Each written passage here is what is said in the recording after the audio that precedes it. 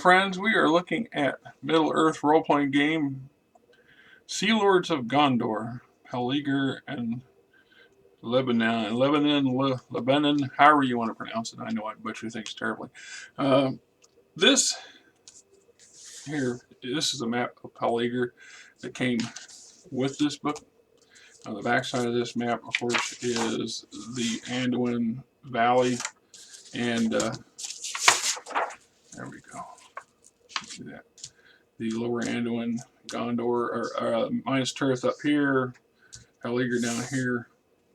Now,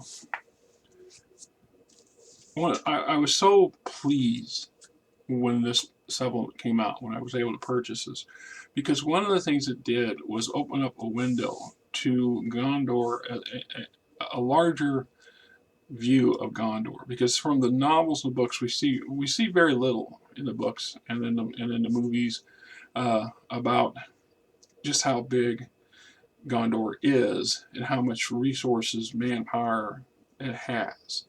We know from the history, a little bit of its history, that at some point they were sea power. They actually had a golden era of the Sea Lords. The fact that they're descendant from the Numerians, who were Sea Lords themselves, makes perfectly good sense as to why they would be a sea power. And because they have such extensive coasts and river access to the greater oceans of Arda, that they would be required to have a significant presence or ability to project power via the sea. Otherwise, the movie and the books do a little better on explaining the issues between Gondor and, say, the Corsairs of Umbar. Well, Umbar and its history, you really have to look into the back sections of the Return of the King, or into the fan-fixed material that's been produced by game companies and by just people in general, because I have some resources that are not game related that give you quite a bit of backstory that built upon J.R.R. Tolkien's notes and letters and so on about the greater picture. The fact is that Osgiliath was the capital of Gondor. It was quite large as cities go in Middle-earth period, especially in Western Middle-earth exclusively. The only city, Minas Tirith in those days was a summer residence or a winter residence for the king, and was a citadel, a bastion of defense to help protect Gondor from attacks from the east and the north. It was not a principal city. It still had a significant population, and as we see in the movies and in the books, there's a lot of people who live there, and especially after Osgiliath falls and becomes no longer inhabitable. It's just a contested battleground for many years. Pelargir, we never see in the movies. We never see very little information in the books. But if you look at the maps, and in Tolkien's map, this is where Pelargir is located. Pelargir is easily twice the size, or 3 times the size of the population of Minas Tirith, and equally greater than Osgiliath, even at its prime in population, in part because of its location. It is the major seaport. It is the headquarters for the Gondorian Navy, and most seaborne trade either passes by or stops at Pelargir, even if it's on its way to Osgiliath. Now, there's some entries in there that talk about at certain points in time in history where Pelargir becomes second fiddle to Osgiliath and starts to see a decline, but it never lasts. The other part of Sea Lords of Gondor is the Land of Five Rivers, and this area to the left of the Anduin is the heart and soul and breadbasket to some element of Gondor. And there are areas in here, inland far enough, that they rarely ever see conflict. Most of Gondor's battles and wars are fought beyond its borders, or on its frontier, not in its core. The exception would be raids from Corsairs and pirates. And Corsairs are not just from Umbar. There's Harridan, and there's Southron. There are other elements that once in a blue moon actually come this far and raid. There's pirates and pillagers that come on a frequent basis, enough for places like Dol Amroth and Pelargir to maintain significant naval forces to repel them and combat them, and preferably combat them further away from the core. They would rather engage them out to sea, out along the coasts, in areas that's not controlled by Gondor, so to speak. So the fact is, it gives us a view of the larger part of Gondor that made it so attractive to me. So we say here, challenges of pirates inherit him as you sail across the Bay of Belfalis, meet the Sea Lords and explore Pelargir, the port city of the faithful, Tolfalis, the beautiful Isle of Fire, Lebennin, the province of 5 rivers, the mouth of the Anduin, the Erie Delta, and the Bay of Belfalis. So it's quite, considering the thickness of the book, there's a lot of information in here, a lot of good stuff to work on and build on for gameplay, for a campaign. Probably more information in here that we can really practically go through and share without turning this into an hour or longer video, which I know the longer the video, the less people view them. I get that. And I'm not wanting to spend an hour here doing that either. But we have your typical conversion, adapting this module to your campaign, converting your statistics for any major fantasy role-playing system, converting combat abilities, converting spell and spellers, and introduction. It says here, Lebennin is a place of 5 waters, lies in the heart of Gondor. It's rich and varied province, blessed with 5 cool rivers that rise in the vales of gleaming white mountains, which form the region's northern boundary, etc., etc. Let's see what we got here. The Green Fields of Lebennin by J.R.R. Tolkien. Lord of the Rings, Book 5, Lord of the Rings 3, I'm guessing page 185. Silver flow the streams from Sellos to Uri.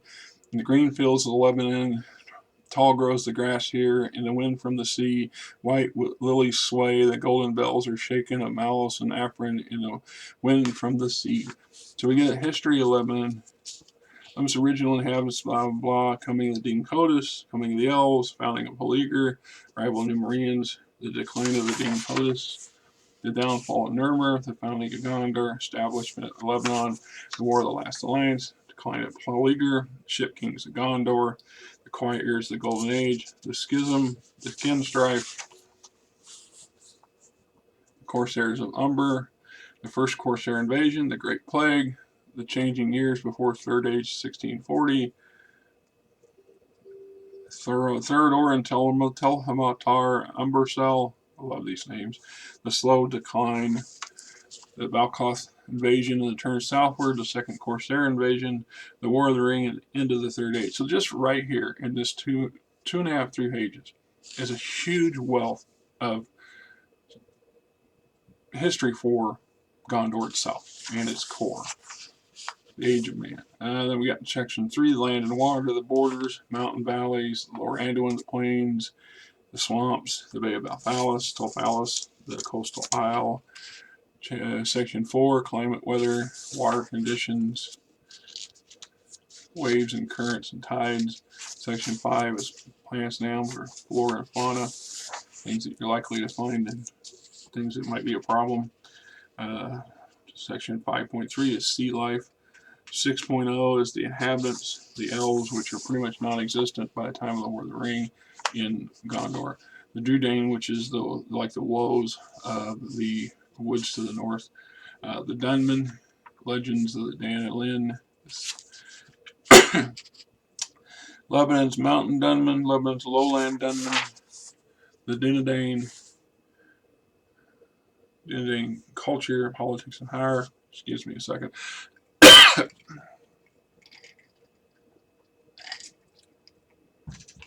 See, there's another thing that doesn't get covered very well in either the book or the movies, especially the book. You can't blame the movies really for a lot of that. There's only so much you can put in the movie, time constraint wise. That the bulk of the population of Gondor are not Dunedain. They're not direct, pure-blood descendants of Nuremberg. They are common men, as they're often referred to. These are descendants from the Dunmen. These would be the Dunlandings that the Rohirrim have to combat on a frequent basis who live to the southwest and the west of Isengard. Some of these same Dunmen are related to the ones that were living in Redor in the mountains in Arnor that served the Dark Lord at various times. Saruman corrupts and entices the Dunlandings of the southwest to invade Rohan at a critical point. We see that in the movies. The fact is, the big chunk of the population of Gondor are descendant of local peoples who lived there before the the Dunedain's ancestors showed up and started taking charge of stuff and establishing themselves and subjugating everybody else. And then there was an intermixing, and it still goes on into the current functions of the Middle Earth world, is that the commingling of races. So the lesser races or the common men of the Dunlandings are marrying into the Dunedain family lines and vice versa, which diminishes the Dunedain bloodlines and their longevity, but enhances the population overall, and they all work together more or less. So there are still issues in the government or in the the peoples among Gondor and so on, but for the most part, they're pretty loyal to Gondor itself, and who may or may not be in charge. Politics and power, government, alliance and conflicts, yeah. Warcraft. So we got a breakdown of the army of Gondor, the warriors of Lebanon. So we have a breakdown of the royal army and then a militia. And then local lords are allowed to have a certain levy of standing military, and then same goes with the Navy, the Royal Fleet. Military operations, the economy, seaborne trade, piracy, overland trade. We talk about Gondor's economy as coin-based. This is one of the things that set Gondor and Arnor, specifically Gondor, apart from a lot of its neighbors, allies and foes alike, is the fact that it does operate on a more complex economy than the others. The coinage is quite common, purchasing things instead of with coin as opposed to barter is quite common. Where if you go to places like Rohan, it's the other way around. You're going to be using barter far more than you are using physical coin. Coin is a representation of value of items that could be bartered. There's a lot to be said about the concept of economy, and it would be worthy of a video unto itself.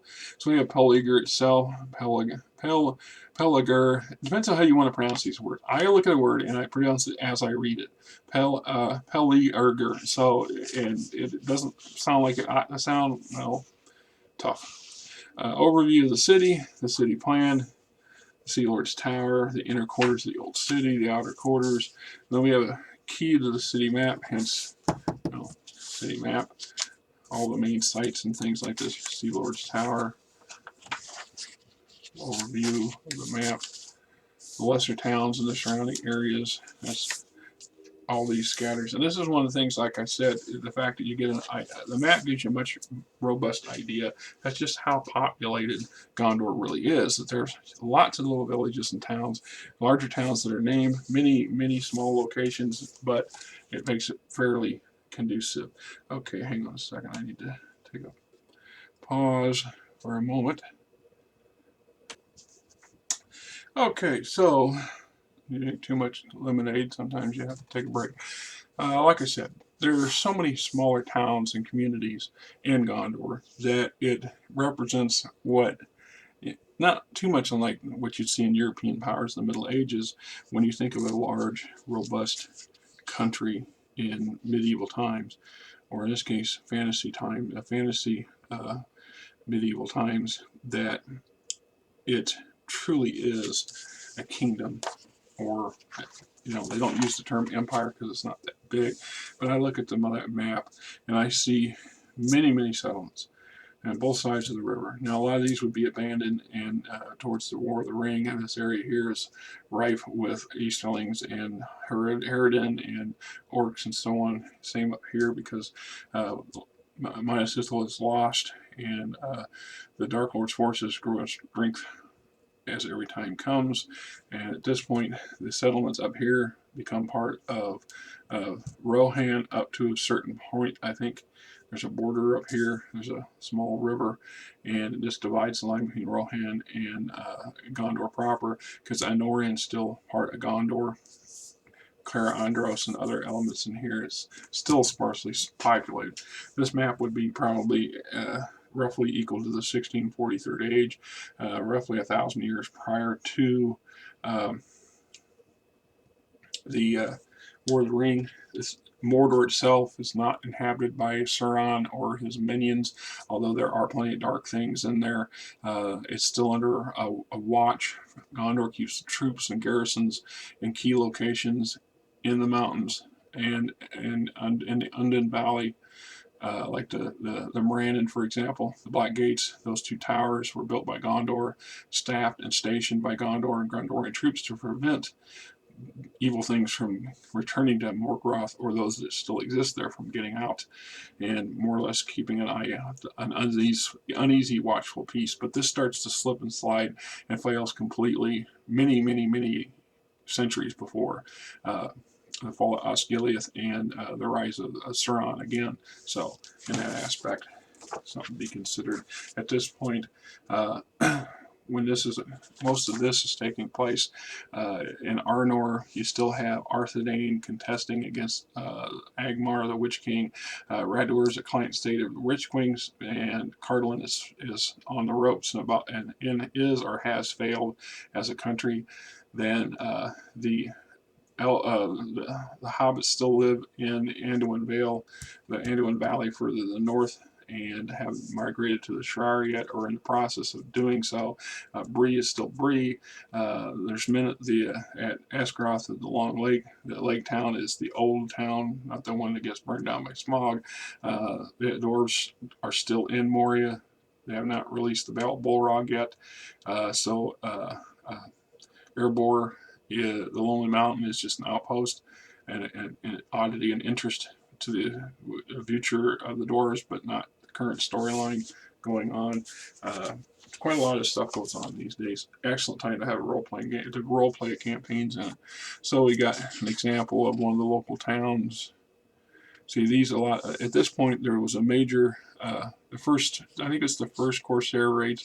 There was a huge swath of places that were attacked, quite far upriver in some aspects, and the towns were sacked or destroyed. So in the case of, it said political district is Lebanon, one of the 5 political boundaries of Lebanon. Status, relative wealth, and invited attack. The town lost much of its population and faced a recent series of raids by the Corsairs of Umbar. Most recent attack was particularly destructive, with the former military garrison slain to a man, the town sacked and burned, and the civilians scattered, killed, or captured. Now, 2 years later, the town is rebuilding through the efforts of civilians returning from the countryside and members of the new military garrison.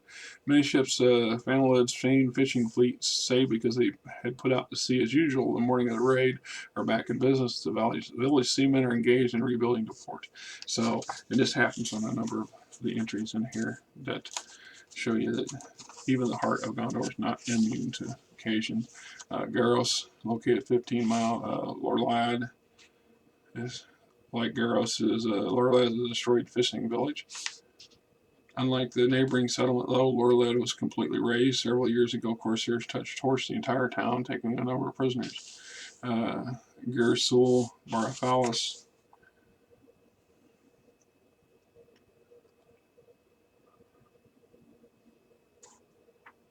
says here, Barthalis lays 15 miles southeast of Gersal, easternmost of the fishing villages near the Bay of Balthalis. It actually overlooks the upper Ether Anduin, which would be a tributary river of Anduin.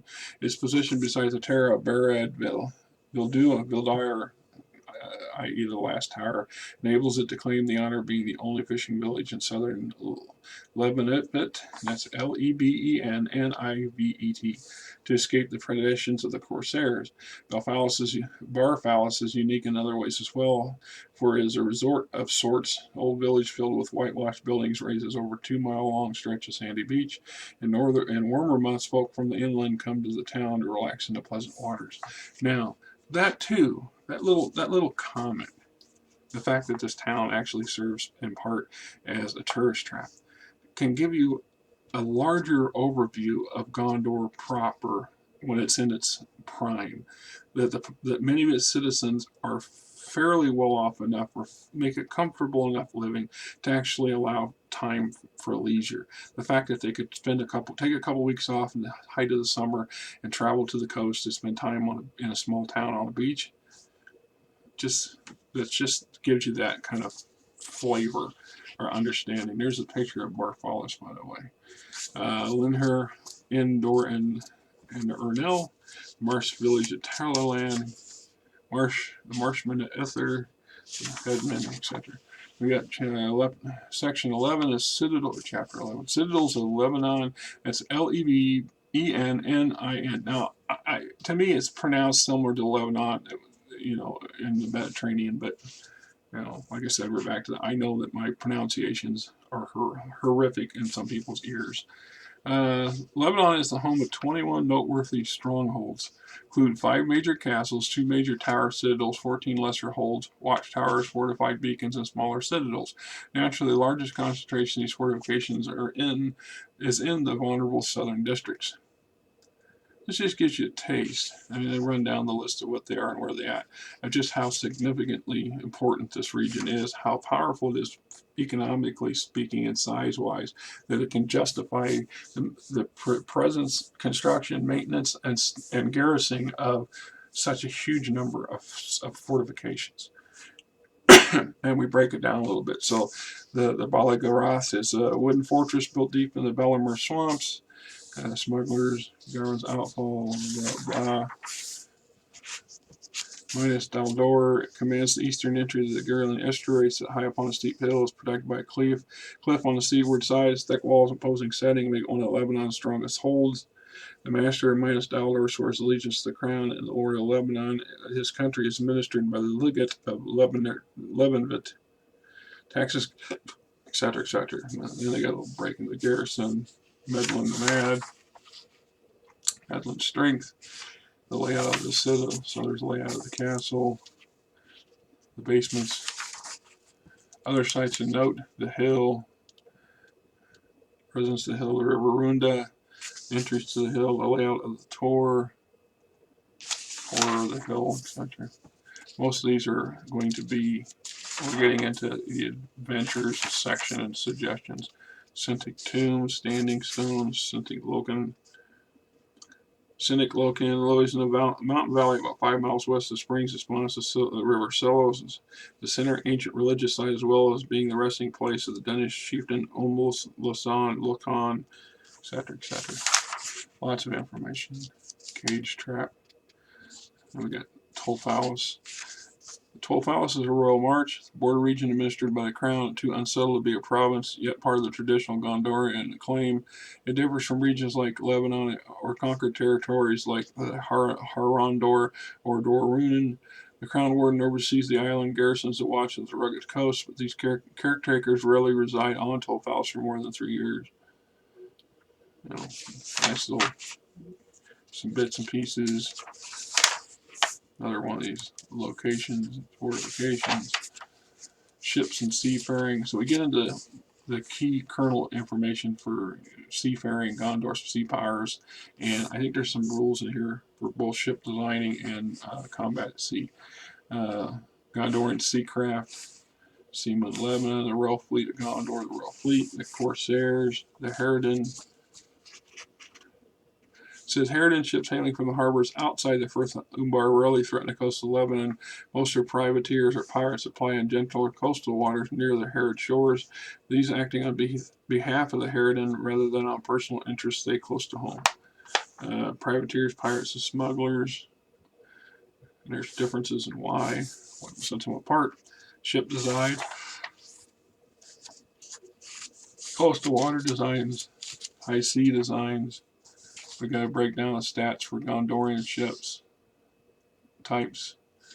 The war galley, the coast patrol, privateer, carrack, merchant cog, transport cog, coal eager, cog, Pelennor runner, Linhair fisher, private raider, merchant longfish.